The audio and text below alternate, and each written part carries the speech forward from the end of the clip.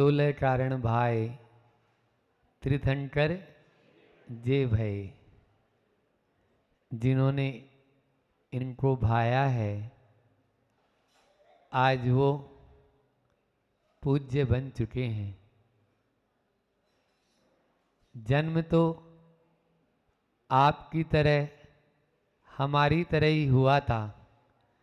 जन्म व्यक्ति का होता है, लेकिन अपने आचरण से अपने व्यक्तित्व को ऐसा बना लेते हैं कि खुद का तो कल्याण कर ही लिया, आज हम सबका भी वो कल्याण कर रहे हैं।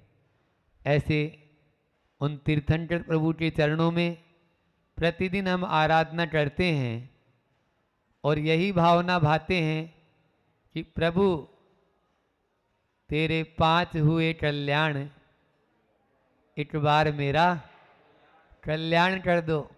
भजन तो गा ही लेते हैं अपन, लेकिन साथ साथ में भावना भी भाते हैं।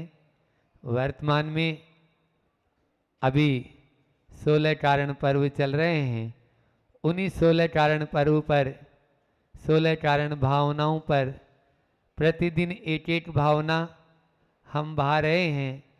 जिस प्रकार से पहले 12 भावना भाई, उसी प्रकार से भी 16 कारण भावना का चिंतन चल रहा है। पहली भावना दर्शन विशुद्धि भावना, जिसमें दृष्टि की निर्मलता की बात अपन ने की थी। उसके बाद में विनय संपन्नता, विनय के बिना कुछ भी नहीं होना। कुछ पाना चाहते हैं तो हमें कुछ जुटना पड़ेगा, झुके बिना कभी भी पा नहीं सकते। इसी आशय की बात कल आप सबके बीच में रखी थी। आज अपन तीसरी और महत्वपूर्ण भावना है शील व्रतेषु अनतिचार। शील व्रतेषु अनतिचार या शील भावना, अगर शॉर्ट में भी कहेंगे तो शील भावना।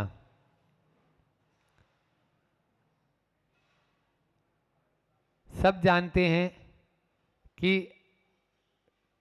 कुशील पाप है ना, और हम उसको केवल मात्र एक ही इंद्रिय से जोड़ लेते हैं, जबकि 5 इंद्रियों से, देखना भी, सुनना भी, स्पर्शन भी, ये सभी से होता है।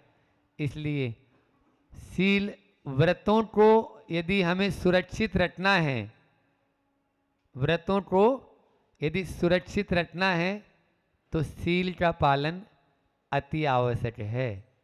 शील की बाढ़ जैसे खेत होता है, खेत में मान लीजिए खेती तो फसल तो उगा दी, लेकिन फसल उगाने के बाद में उसमें बैरिकेटिंग नहीं है, उसमें बाढ़ नहीं है। यदि चारों तरफ बाड़ी नहीं है तो क्या वो फसल सुरक्षित रह पाएगी? बोलो। इसी प्रकार से यदि हमने व्रतों को अंगीकार कर लिया लेकिन शील का पालन नहीं है तो क्या वो सुरक्षित रह पाएंगे? व्रत नहीं रह पाएंगे, 3 काल में सुरक्षित नहीं रह सकते। इसलिए सबसे पहले शील का पालन करना बहुत अनिवार्य है।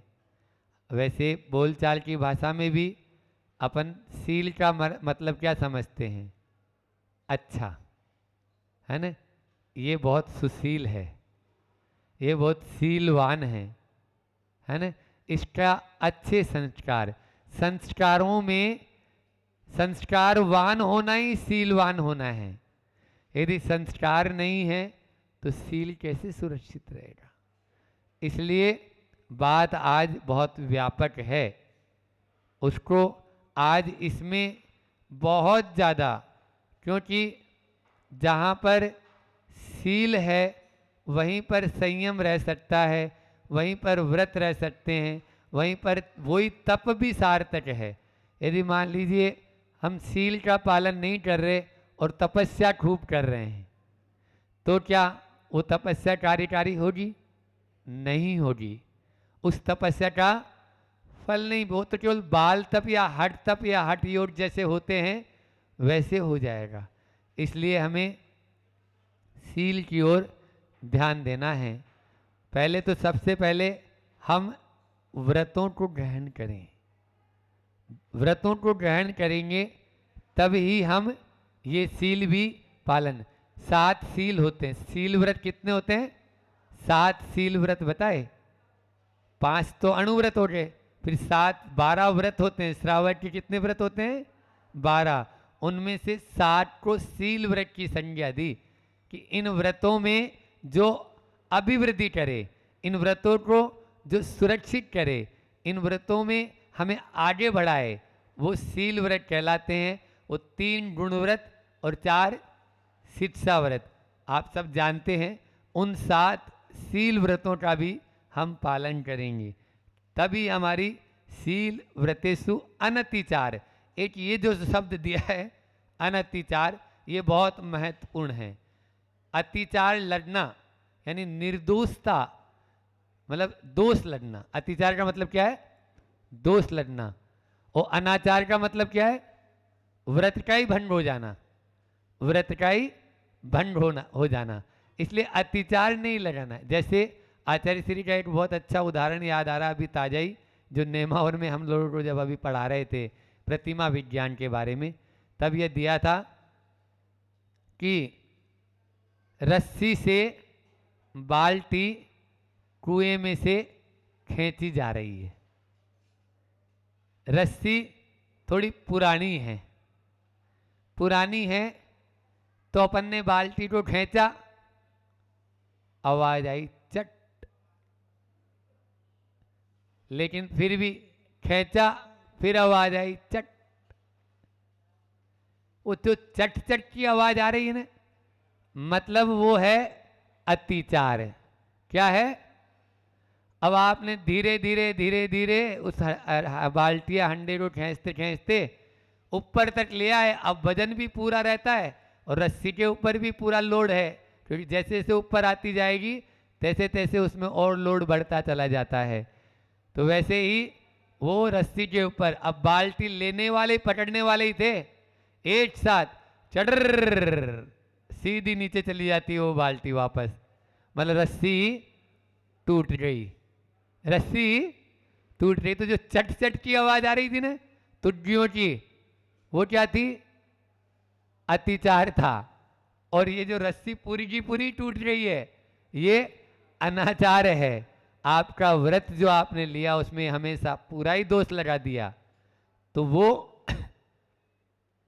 अनाचार की कोटि में आता है।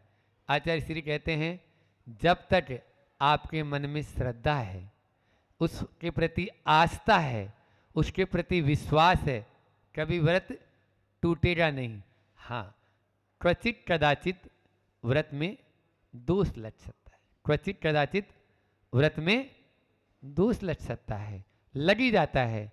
गिरता वही है जो चलता है, गिरता वही है जो चलता है। जो चल ही नहीं रहा वो क्या गिरेगा? परीक्षा सतियों की होती है, वैश्यों की नहीं। वैसे क्या परीक्षा होना है? कसौटी पर सोने को कसा जाता है, लोहे को नहीं। लोहे को कसौटी पे नहीं कसना है। इसलिए जो बैठा है वही चलेगा, लेकिन उसके प्रति आस्था होना चाहिए। व्रत छोटा या बड़ा नहीं होता चाहिए। एक बार ज्ञान सागर जी महाराज जी के पास में एक व्यक्ति आया, बोले महाराज जी नमोस्तु महाराज जी, हमें भी एक छोटा सा व्रत दे दो ना महाराज जी। आचार्य ज्ञान सागर जी महाराज ने जो जवाब दिया वो लाजवाब था। वो बोलते हैं बेटा, व्रत छोटा नहीं होता है, कभी व्रत छोटा नहीं होता है। क्यों? बोले जिन व्रतों को तीर्थंकरों ने आचरित किया, जिन व्रतों को हमारे महापुरुषों ने अपने जीवन में पालन किया, आचरण में लाए, और जो जिनवाणी माँ के द्वारा बताए गए हैं, जो तीर्थंकरों की वाणी में और तीर्थंकरों द्वारा बताए गए हैं, क्या वो व्रत कभी छोटे होंगे? बोलो। इसलिए छोटा व्रत नहीं होता है। व्रत से जुड़ी हुई जो आपकी श्रद्धा है ना, वो छोटी और बड़ी होती है। महाराज थोड़ी सी छूट दे दो ना महाराज जी, ये जो आपने गली निकाल ली, बस ये निर्दोषता नहीं रहने देगी, ये आपके उसमें दोष लगाएगी। एक बार यदि छोटा सा दीवार होती ना, दीवार, तो दीवार में छोटा सा छेद है, मान लीजिए जैसे ब्रिज बने हुए रहते हैं, ये आपके क्या बोलते हैं उनको, डैम, डैम बने हुए रहते हैं ना, उस डैम में मान लीजिए वो डैम की जो दीवार होती है उसमें छोटा सा छेद हो गया, छोटा सा, बस वो छूट रखी है, तो एक दिन वो पूरे के पूरे डैम को ही डहा देगी। कैसे डहा देगी कि वो पानी धीरे धीरे धीरे धीरे रिस रिस के आएगा, उस छेद को चौड़ा करता जाएगा, और एक दिन पता चलेगा कि पूरी दीवार ही नीचे आ गई। समझ में आ रहा है ना? तो इसलिए जो व्रत लेते हैं उसको पूरी निष्ठा से, पूरी श्रद्धा से पालन करें। अपन रात्रि भोजन का त्याग कर रहे हैं तो रात्रि भोजन का पूरी निष्ठा से त्याग करें। आपने यदि रात्रि में चारों प्रकार के आहार का त्याग कर दिया तो छोटा कहाँ कहलाएगा? एक साल में खाते पीते पूरा आराम से, जैसे ही सूर्योदय हो खाना शुरू करो और शाम जैसा ही हो जाए बंद कर दो, जैसे पशु पक्षी होते हैं, है ना। 6 महीने का उपवास का फल बताया है शास्त्रों में। कितने महीने का? भूखे पेट नहीं, एक भी दिन उपवास नहीं करना है आपको। आप सुबह से लेकर शाम तक 50 बार खाइए। कितने बार? लेकिन रात में मत खाइए। बोलो, छोटा है। पिए भी मत, ऐसा नहीं कि वो फिर खाने के ना, अब महाराज जी हम अन्न नहीं लेते, महाराज जी फल फ्रूट खा लेते हैं, वो फलाहार के नाम पे फुलाहार होता है, फुलाहार। और जो चीज दिन में भी नहीं खानी चाहिए वो रात में खा लेता है। आलू की वो क्या बोलते हैं, केले की चिप्स खाएगा, आलू तो खैर नहीं, केले की चिप्स खाएगा, मावा की बर्फी खाएगा, है ना, मावा की मिठाई खाएगा, अच्छी खोवा की बढ़िया गुलाब जामुन बना 10-15 गुलाब जामुन खा जाएगा। बोले नहीं महाराज जी मेरा तो त्याग है महाराज रात्रि भोजन। हमारा तो यही नियम रहता है। आप लोग हंस रही है इसलिए समझ में आ रहा है कि पहले उनका फलाहार त्याग कराते हैं हम, कि फलाहार का त्याग, रात्रि में फलाहार क्यों? वो फलाहार रहता ही नहीं है, वो फुलाहार हो जाता है। इसलिए व्रत छोटा नहीं है। ऐसे ही नमोकार मंत्र है, आप नमोकार मंत्र में पूरा द्वादशांग है। नमोकार मंत्र को यदि आप, अरे अब कोई मान लीजिए कोई आता है मेरे पास में, मैं उसको बोलता हूँ भैया नमोकार मंत्र की 5 माला फेरना है। महाराज जी वो तो हम रोज दे रहे हैं महाराज जी, वो दे रहा है ना, वो तो हम करते ही हैं, वो तो फेरते ही हैं। तो ये जो भाव रहता है ना, इसमें उतना कल्याण नहीं होगा जब तक उसके साथ में आप अपनी निष्ठा को नहीं जोड़ेंगे। निष्ठा को जोड़ना बहुत जरूरी है। नहीं नहीं, ये नमोकार मंत्र जो है वो निदत्ति निकाची कर्मों का भी क्षय कर सकता है। जिन कर्मों का क्षय ध्यान की विशुद्धि से नहीं हो सकता वो नमोकार मंत्र के माध्यम से हो सकता है। नमोकार मंत्र मुझे 24 घंटे मेरे श्वास श्वास पर बस जाए, ये तब शील व्रत की ये सार्थकता होगी। अपन जो है ना बात तो कर रहे हैं, बातें ही रह जाती है। इनको अपन छोटा मत समझो, छोटा मत समझो। अपन क्या होता है, जो चीज़ अपन को सहजता होती है ना, सरलता में से मिल जाती है, तो उसकी उपयोगिता नहीं समझ पाते, उसकी उतनी इंपॉर्टेंस नहीं रहती है। आप लोग समझते हैं महाराज जी आप तो वो वाला कोई दूसरा मंत्र दो ना महाराज जी, वो वाला। अब वो वाला कौन सा दे दें? हमारे यहाँ नमोकार मंत्र ही महामंत्र है, जो निज का और स्व पर का दोनों का कल्याण करने वाला है। और जब भी होगा इसी से होगा, और किसी दूसरे मंत्र से कुछ होना ही नहीं है। इसलिए इसको बहुत श्रद्धा के साथ में, हमारे एक महाराज जी हैं, वो मशीन वाली वो जो देते हैं ऐसे वो काउंटिंग वाली, तो वो 1 लाख मंत्र 1 लाख जाप कर लेंगे आप माला, तो 1 लाख जाप यानी 1 करोड़ जाप कर लेंगे। तो तीर्थंकर प्रकृति का मंत्र बताया है, यदि भावों के साथ में यदि अच्छे से करेंगे तो। इसलिए यदि स्त्री पर्याय का छेद करना चाहते हैं, क्योंकि तीर्थंकर कौन बनेगा? तीर्थंकर कोई स्त्री तो बनना नहीं है। क्यों बनती है? नहीं बनती है। तो जब तीर्थंकर स्त्री नहीं बनती है तो स्त्री पर्याय का ही छेद हो जाएगा, और पुरुष भी उसमें शामिल। आप चलते फिरते जब चाहें तब वो नमोकार मंत्र जब सकते हैं। इसलिए इसका ध्यान रखना है, जितनी जितनी हमारे में सहजता और सरलता होती है, व्रतों में उतनी उतनी ही निर्दोषता आती है। जितनी जितनी हमारे अंदर में कुटिलता होगी, व्रतों में भी उतनी उतनी निर्दोषता नहीं रहेगी, वो निरतिचार नहीं रहेंगे, वो अतिचार सहित हो जाते हैं, अतिचार सहित हो जाते हैं। रावण था ना, रावण, तो रावण जो था उसने व्रत लिया, उसने व्रत लिया। क्या व्रत लिया था? कि जो स्त्री मुझे नहीं चाहेगी, मैं उसके साथ में कोई भी गलत व्यवहार नहीं करूँगा, ये लिया। लेकिन कसाई का इतना ज़्यादा पुट था, मान कसाई का पुट, कि उसका नाश कर दिया। मान कसाई के कारण उसने वो जो व्रत था, वो लिया हुआ व्रत भी कोई काम का नहीं रहा। इसलिए कसाई से बचें। यदि व्रतों का निर्दोषता से पालन करना है तो कसाई से बचना। कसाई जो है, हमारी जिस अनुपात में हम कम कर पाएँ, हम भी जान रहे हैं। मैं भी आपसे बोल दूं नहीं नहीं आज से बिल्कुल गुस्से त्याग कर दो, होने वाला है क्या? हम खुद नहीं कर पा रहे हैं तो आपको क्या कर देंगे? समझ में आ रहा है? तो इसलिए, लेकिन गुस्सा आ रहा है, कोई बात नहीं, गुस्सा आया, उसका ड्यूरेशन तो कम कर सकते हैं अपन। जैसे गुस्सा आ गया, कोई बात नहीं, आपने जो बोलना था बोल दिया, जितना बटना था बट दिया आपने, लेकिन थोड़ी देर बाद में ही आप जाके उससे बोल सकते हैं, पति है तो मान लीजिए, पत्नी है तो मेरे से गलती हो गई, क्षमा कर दो, उस समय मेरा बुद्धि ठिकाने नहीं थी। इतना तो कर ही सकते हैं। बोलो, ड्यूरेशन मतलब अवधि, उसकी अवधि को तो कम कर सकते हैं। जो आज गुस्सा किया वो 4 दिन तक चल रहा है, 4 महीने तक चल रहा है, तो चलता ही रहेगा, वो तो 4 वर्ष तक चल रहा है, तो कैसे काम चलेगा? अपन उसको मान ली तुरंत समाप्त कर देंगे, उसके बाद में उस गुस्से में भी कमी भी आ जाएगी, ऐसा नहीं कमी नहीं आएगी। इसलिए यदि शील भावना का पालन करना चाहते हैं, अपने अंदर में शील व्रतों को अंगीकार करना चाहते हैं, अनुव्रतों के साथ साथ में शील व्रतों का पालन करना चाहते हैं, तो इन सब बातों को आपको ध्यान रखना पड़ेगा। विज्ञानमती माता जी की एक बहुत अच्छी पुस्तक है, शील मंजूषा, बहुत ही अच्छी। मैं जब सबसे पहले संघ में आया था तो पूज्य योग सागर जी महाराज जी ने मुझे यही कहा कि आपने कभी शील मंजूषा पढ़ी? मैंने तो नहीं पढ़ी। बोले नहीं, उसको पहले पढ़ो। और तुरंत दूसरे तीसरे दिन ही उन्होंने कहीं से शील मंजूषा उपलब्ध करवाई, हमने उसको जल्दी से पूरा पढ़ दिया।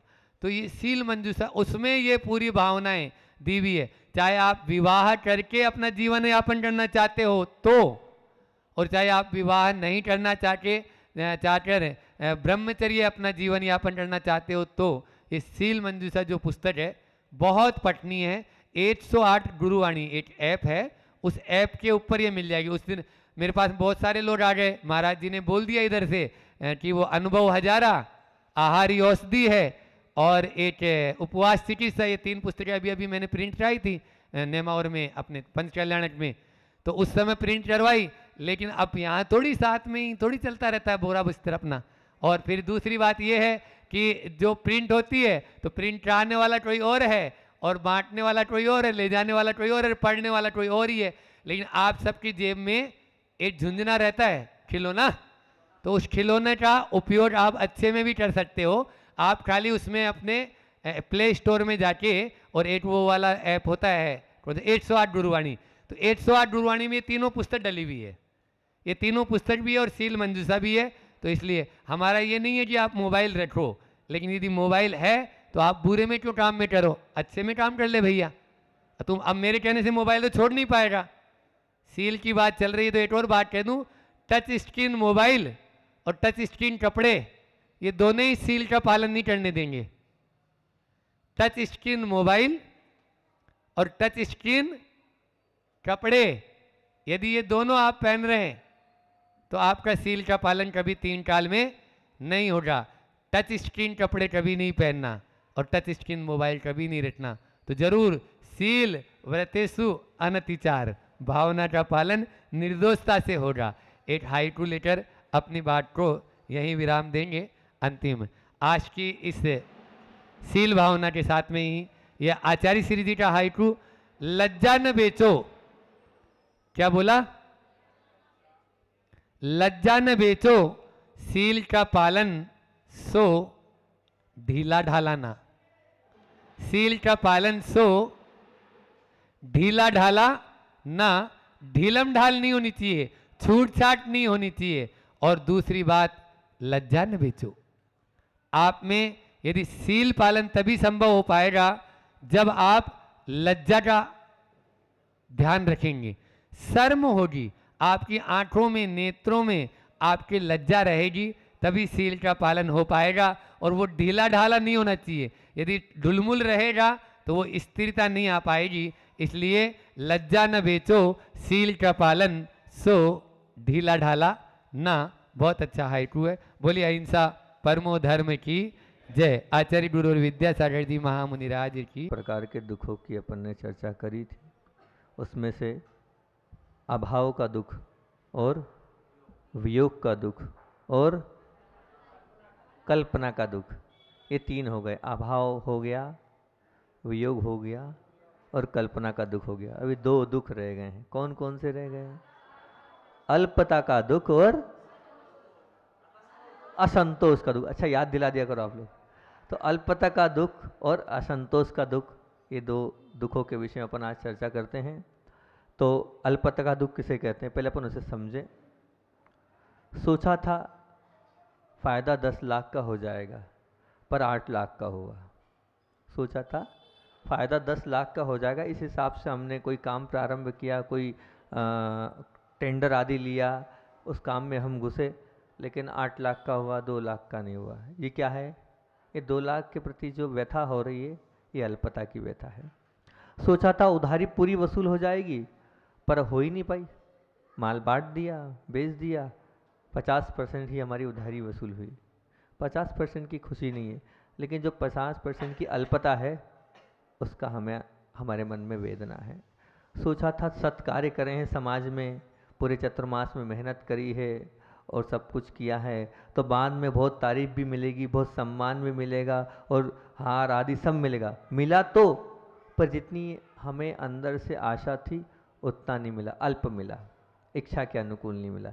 ये भी एक अल्पता का दुख है। आप लोग पैसों की भूख रखते हो, लेकिन कोई सम्मान की भूख भी रखता है। जो कार्य करता है उसके अंदर सम्मान की भूख भी रह सकती है। लेकिन आचार्य श्री कहते हैं कि जो कार्य आप कर रहे हैं, अगर सम्मान की भूख है, वो कार्य का जो फल मिलना चाहिए वो फल आपको नहीं मिलेगा, उसकी अल्पता भी समाप्ति है।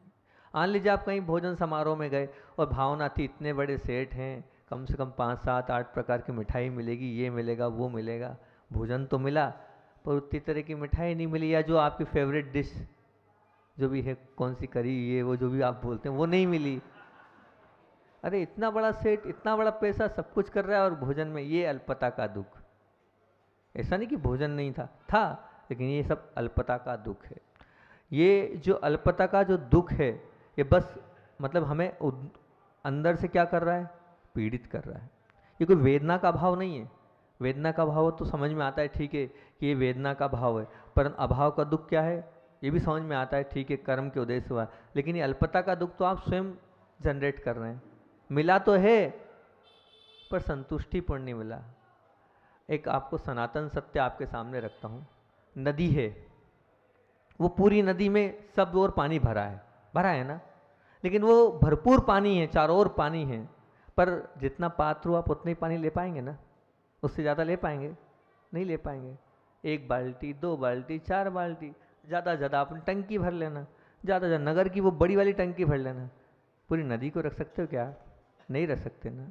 विश्व में बहुत सारी सामग्रियाँ हैं, कमी नहीं है, अलग अलग हर क्षेत्र में, कोई भी क्षेत्र में चल जाएं, परंतु ध्यान रखना जितनी भी सामग्री है आपने उसके लिए खूब प्रचंड पुरुषार्थ भी किया कि मिल जाए, पर बताओ आपको सब सामग्री मिल सकती है क्या? नहीं मिलेगी।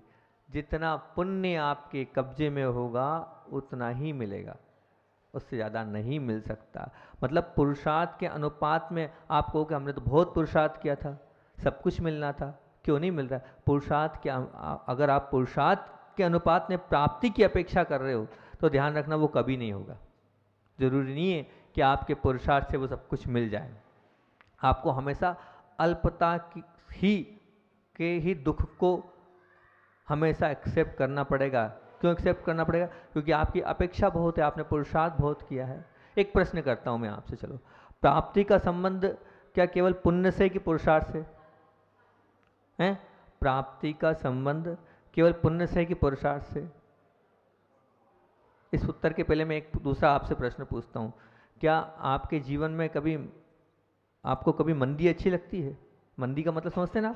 आपके दुकान में ग्राहकी नहीं चल रही है और आपका मार्केट बहुत डाउन है ना? तो मंदी अच्छी लगती है आपको? कि नहीं महाराज जी, नहीं लगती है। काहे को चाहे हम कि हमारी दुकान नहीं चले, काहे को चाहे हम कि हमारी अच्छी कमाई नहीं हो। अच्छा ठीक है, तो आपके जीवन में कभी मंदी आई है तो आपको कि हाँ महाराज ये भी चल रही है, चतुर्मास में कुछ नहीं है, सुबह से लेकर शाम तक दुकान पे बैठे हैं आप, कुछ नहीं है। मतलब अब हम आपसे पूछते हैं, आपने सुबह से लेकर शाम तक पुरुषार्थ तो किया ना? पुरुषार्थ में कोई कमी है? नहीं, हमारे पुण्य में कमी है, इसलिए हमें मिल नहीं रहा है। मतलब पुण्य की अल्पता के कारण सब कुछ घटित होता है, आपके पुरुषार्थ से नहीं। पुरुषार्थ, इसके लिए एक बहुत अच्छी बात आपके सामने रखता हूँ। अगर आपको इस तेजी और मद्दी को समझना है तो, इस तेजी और मंदी को समझना है तो तेजी की क्या परिभाषा है और मंदी की क्या परिभाषा है, ये आपको बताता हूँ। जो व्यापारी लोग हैं वो ध्यान से सुने, उनके काम की चीज़ें महिलाओं के काम की चीज़ नहीं है। तो व्यापारी लोगों से मैं बात कर रहा हूँ, जो दुकानदार है उनसे बात कर रहा हूँ। ध्यान से सुनना, क्या है तेजी और क्या है मंदी। आपके पुरुषार्थ को पुण्य का सहारा मिलता रहे उसे कहते हैं तेजी। क्या बोला मैंने? आपके पुरुषार्थ को पुण्य का सहारा मिलता रहे उसे कहते हैं तेजी। मंदी, प्रचंड पुरुषार्थ होने के बावजूद भी पुण्य का सहारा ना मिले उसे कहते हैं मंदी। पुरुषार्थ खूब है, आपने जी तोड़ मेहनत करी है, कहीं कोई कमी नहीं रखी है, लेकिन पुण्य नहीं है, उसको कहते हैं मंदी। मतलब पुरुषार्थ से कोई लेना देना नहीं है, लेना देना किससे है? पुण्य से। तो इसका क्या, इससे स्पष्ट हमारे लिए एक संदेश मिलता है कि शरीर का स्वस्थ हमारे ऊपर नहीं, कर्मों के ऊपर डिपेंड है। सत्ता की प्राप्ति हमारे ऊपर नहीं, सत्ता जो मिल रही है, जो हमें कुछ मिल रहा है वो हमारे ऊपर नहीं, हमारे कर्मों के ऊपर अधीन है। संपत्ति की प्राप्ति हमें मिल रही है, वो हमारे ऊपर नहीं, कर्मों के ऊपर डिपेंड है। मतलब सभी चीजें कर्मों के ऊपर अधीन है। उसका आधार क्या है? कर्म। तो जब कर्म से सब मिलना है और कर्मों की द्वारा सब प्राप्त होना है, तो उनकी अल्पता में मन में क्यों हम व्यथित होते हैं, क्यों उसका दुख भोग रहे हैं? ऐसी बुद्धिमत्ता वाला कार्य है क्या? नहीं है। जब कर्म ही सब कुछ करने वाला है तो हम क्यों टेंशन करें, क्यों विकल्प करें, क्यों आद्रोध ध्यान करें? स्वीकार करें ना उस चीज को। दूसरी एक बात, ये पुरुषार्थ की बात चल रही है, तो पुरुषार्थ में मैं एकदम सीधे सीधे अटैक नहीं करता हूँ। मैं कहीं कहीं कुछ स्थानों में पुरुषार्थ की भी बहुत महत्ता है, बहुत महत्ता है। पुरुषार्थ की महत्ता नहीं, मैं तो कह रहा हूँ वहाँ पुरुषार्थ ही सब कुछ है। पुण्य एक तरफ, पुण्य की कोई कीमत नहीं है। अच्छा, अभी तो महाराज जी आप पुण्य के गुणगान गा रहे थे, आप पुरुषार्थ के गुण गाने लगे। आप दोनों तरफ बोलते हो। भैया हमारा धर्म अनेकांत में है, वो तो एक तरफ इधर भी बोलता है और उस तरफ। इसीलिए जैन धर्म की जय होती है कि वो एक पक्ष से स्वीकार नहीं करता है, वो निश्चय को भी मानता है और व्यवहार को भी मानता है। बिल्कुल सही कह रहा हूँ, पुरुषार्थ कहीं कहीं पुण्य से भी बढ़कर है, पुण्य उसके आगे कहीं नहीं लगता। कौन सा मार्ग है? मोक्ष मार्ग। कौन सा मार्ग है? मोक्ष मार्ग। आपके गृहस्थ मार्ग में पुण्य चाहिए, पर मोक्ष मार्ग में पुरुषार्थ चाहिए। उसके बिना कुछ नहीं होगा, बिना पुरुषार्थ के कुछ नहीं होगा। जैसे मान लो आपका मन लोभग्रस्त है, आपका मन लोभ में फंसा हुआ है, पुरुषार्थ के माध्यम से आप उस मन को अपने ठंडे बस्ते में रख सकते हैं। आपकी कर्ण इंद्री निंदा प्रिय है, हमेशा निंदा पसंद करती है, आप पुरुषार्थ कर सकते हैं, उसको समझा सकते हैं और उस क्षेत्र से अलग हो सकते हैं। हमें नहीं सुनना किसी की निंदा। निंदा सुनने से कर्मों का बंद होता है और हमारा बुरा ही होगा उससे, हम अलग हो जाएं। हमारी जिह्वा रस लोलुपी है, तो हमें उसमें पुरुषार्थ करना बहुत बड़ा पुरुषार्थ है। नमक छोड़ना, मीठा छोड़ना, हरी छोड़ना, कोई सामने व्यंजन दिखा है उसको छोड़ना, ये सहज नहीं है। ये पुण्य से नहीं छूटता, पुण्य से तो मिलता है, पुण्य से तो सामने आता है, लो साहब खाओ खाओ, और फिर उसके बाद आप पीछे हट जाओ। बहुत बड़ी बात है। अभी एक बच्चे की बात सुनी, मुझे बड़ी प्रसन्नता हुई इस बात को सुनने के। छोटा सा बालक है, आपके यहाँ का आश्रय नाम का बालक है। शिखर जी की वंदना करी, छोटा सा बालक है, जानते हैं ना आप लोग आश्रय को, आश्रय नाम है ना, किट्टू किट्टू किट्टू। अभी कल परसों चर्चा चल रही थी उस बच्चे के विषय में, जब बताया तो बड़ी प्रसन्नता हुई हमें सुनने के बाद, क्योंकि जो जिसकी चीज़ अच्छी लगे उसको रखना चाहिए, क्योंकि ऐसी ही चीज़ दूसरों को मोटिवेट करती है आगे बढ़ने के लिए। वो एक अपने आप में दूसरों को आगे बढ़ाने के लिए एक उपदेश होता है। तो वो बालक था, शिखर जी की वंदना करने के लिए ऊपर पहाड़ पे चढ़ा। पहाड़ पे सभी मित्रों के साथ चढ़ा। सभी मित्र आए लेकिन लेट हो गए, रात का अंधेरा हो गया। जब अंधेरा हो गया, सब लोग, अब कौन कौन तैयार हुआ नाम किसी का लेना अच्छा नहीं है, बाकी लोग तो सब लोग अपने अपने हिसाब से जो जो लेना था ले लिया। उस बालक से बहुत जिद करी गई कि तुम्हें खाना पड़ेगा, सुबह से शाम हो गई है और जी तोड़ भूख, अब दिन भर और इतना बड़ा पहाड़, भूख नहीं लगेगी? लगेगी, निश्चित तौर से लगेगी। ये यहाँ पर पुण्य था, सामने भोजन रखा है, सब हाथ जोड़ रहे हैं, भैया खा ले, भैया खा ले, भैया खा ले। अब वो नहीं माना, उसके घर फ़ोन किया गया, मतलब यहाँ बामवरा में। उसके मम्मी पापा से, पहले पापा से बात करी, पापा ही बैठे होंगे, नहीं है, दादाजी बैठे हैं उसके। उसकी मम्मी से, पापा से बात करी, मम्मी से बात करी। ऐसे माता पिता भी होने चाहिए, आदर्श माता पिता है। उसकी मम्मी ने कहा नहीं, वो इतने 4 या 5 जितने भी साल से उसने छोड़ रखा है वो नहीं खाएगा। अब हमारी तरफ से तो हम नहीं कहेंगे खाए वो, फिर वो खा ले तो खिला दो, लेकिन हम तो नहीं देंगे परमिशन कि वो खाए। ये होते हैं माता पिता, ये होते हैं कि आगे के जो धर्म पे आगे बढ़ाते हैं, ऐसे संस्कार देते हैं। माता पिता ने परमिशन नहीं दी। माता पिता से बढ़ के वो बालक था, उसने कहा आप कुछ भी कर लो, मैं एक दिन भूखा रह जाऊंगा तो मर नहीं जाऊंगा, एक दिन भूखा रह जाऊंगा तो मर नहीं जाऊंगा। उसने रात में भोजन नहीं किया, इतने प्रलोभन के बाद भी। तो ये क्या है? ये पुरुषार्थ है। तो मोक्ष मार्ग में ऐसे पुरुषार्थ की आवश्यकता भी होती है, ये पुरुषार्थ भी जरूरी है। आंखों के सामने खूब आंख हमारी दी है, चारों तरफ विषय हैं, विकारग्रस्त विषय हैं, हम उन आंखों के माध्यम से न जाने कितने पाप कर सकते हैं, लेकिन पुरुषार्थ के माध्यम से हम अपनी आंखों को नीचे रख सकते हैं, हम अपनी आंखों को साईवान रख सकते हैं। साईवान का अर्थ समझते हैं आप? साईवान का मतलब ये होता है, आचार्य भगवंत बोलते हैं कि घोड़ा होता है ना, घोड़ा, घोड़े को चलाने के लिए एक यहाँ पर ऐसे 2 आंखों के पास लगाए जाते हैं। क्या है उसका कारण? तो बोले वो घोड़ा इधर उधर ना देखे, सीधे सीधे सड़क की ओर चलते चले। बोले साधुओं, मुनिराजो, आपको भी अपने जीवन में साईवान होकर चलना है। जब आप विहार करो, चलो, तो नीचे दृष्टि देते हुए चलना है आपको, अपनी दृष्टि साईवान होना चाहिए। ये उपदेश है। वो क्या है साईवान? अपने आप को आंखों के नीचे रखने के लिए पुरुषार्थ करना पड़ेगा। सामने विषय दिख रहे हैं, सामने सब कुछ दिख रहा है, उसके बाद भी हम सामने नहीं देख रहे हैं, वो पुरुषार्थ की वहाँ आवश्यकता है। इसलिए पुरुषार्थ की मैं आपके सामने कीमत रख रहा हूँ। इसलिए मोक्ष मार्ग में पुण्य की कोई कीमत नहीं है, पुरुषार्थ की कीमत है। पुरुषार्थ वहाँ चाहिए। भले ही गृहस्थ मार्ग में आपके लिए पुण्य जरूरी है, लेकिन यहाँ पर पुरुषार्थ जरूरी है, बहुत आवश्यक है पुरुषार्थ का मोक्ष मार्ग में, अपने इंद्रियों को अपने वश में करने के लिए। एक अच्छी चीज़ आपके सामने और एक छोटा सा एक दृष्टांत रखता हूँ।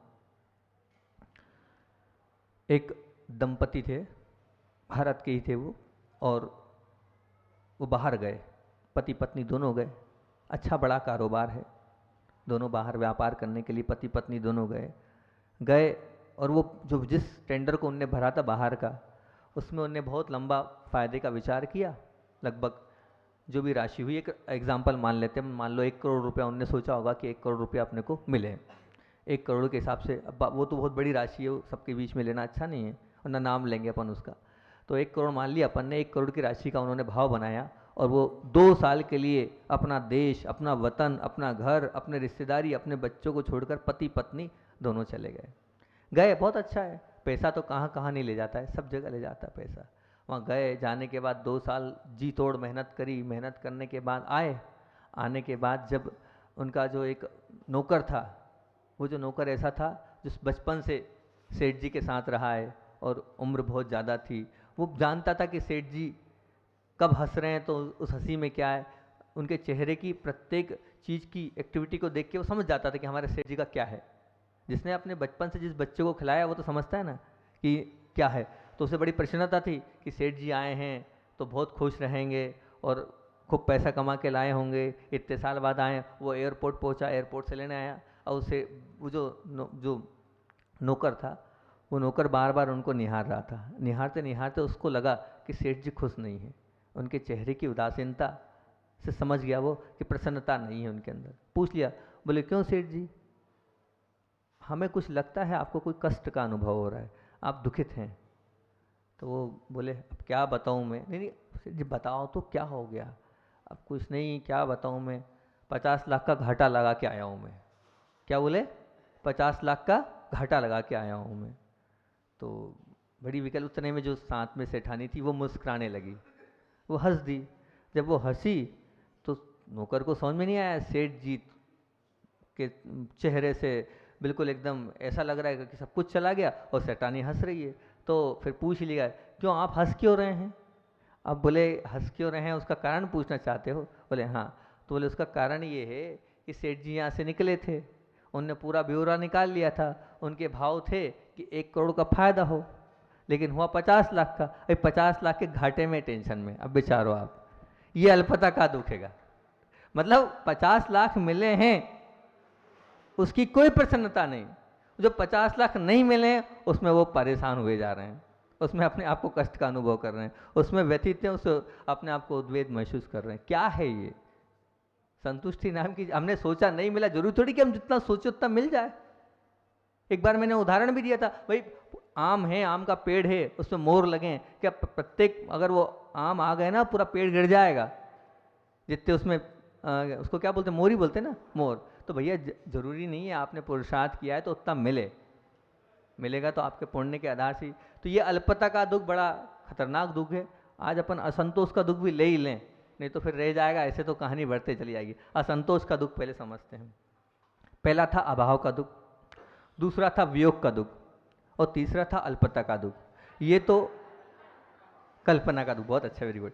तीसरा था कल्पना का दुख। ये मतलब रवाना करने के लिए हमें पुण्य की आवश्यकता है, बिना पुण्य के तीनों दुख नहीं जाएंगे, इसमें वास्तविकता में पुण्य की आवश्यकता है। चौथा है कल्पना का दुख, अल्पता का दुख। क्यों? अरे हमारे उपास की चिंता नहीं करो आप। हाँ आगे चलते हैं। कल्पना का दुख, आपका लॉजिक ठीक नहीं है, टाइम तो है अभी। हाँ, चौथा है कल्पना का दुख। तो जो कल्पना का दुख है, हाँ गलती हो रही है, तो तीसरा था अपना कल्पना का दुख। इस कल्पना के दुख को हम निष्प्राण कर सकते हैं। कैसे कर सकते हैं? अपनी सम्यक दृष्टिकोण से, क्योंकि कल्पना हमारे हाथ में है, हम कर सकते हैं तो कर सकते हैं। अपनी कल्पना को ठंडे बस्ते में रख सकते हैं अपनी सोच के माध्यम से। और पांचवी सोच थी असंतोष का दुख। तो ये असंतोष का दुख है ना, ये दुनिया की कोई ताकत इसमें आपको ठीक नहीं कर सकते। दुनिया की कोई ताकत असंतोष वाले दुख को संतुष्ट नहीं कर सकते आप। वो जो शुरू के 3 है उसको तो आप कर सकते हो काय के माध्यम से कि भैया ठीक है, पुण्य कर्म का से आप कर सकते हो। चौथा सम्यक दृष्टिकोण से कर सकते हो। पांचवा असंतोष को कभी नहीं कर सकते आप संतुष्ट। क्यों? क्योंकि उसकी परिभाषा ये, जो मिले जितना भी मिले वो कम लगे, उसे कहते हैं असंतोष। जो मिले जितना मिले वो कम ही लगे, उसे कहते हैं असंतोष।